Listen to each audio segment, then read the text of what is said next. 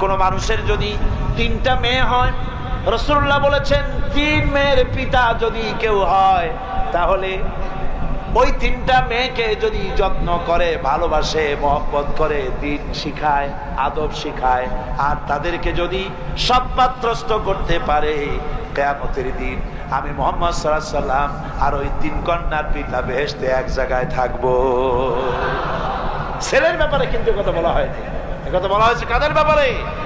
মেয়েদের ব্যাপারে। মা বোনেরা, আমি বিশ্বাস করি আপনারা যদি জানতেন, পৃথিবীর মুসলিম মহিলারা যদি জানতেন ইসলাম তাকে কি অধিকার দিয়েছে, তাহলে সব রকমের নারী পক্ষ, নারী অধিকার আন্দোলন, এই হাবিজাবি আন্দোলনের বুকে লাথি মেরে সব মেয়ে লোক রাস্তায় নেমে মিছিল করতে গভর্নমেন্টের বিরুদ্ধে।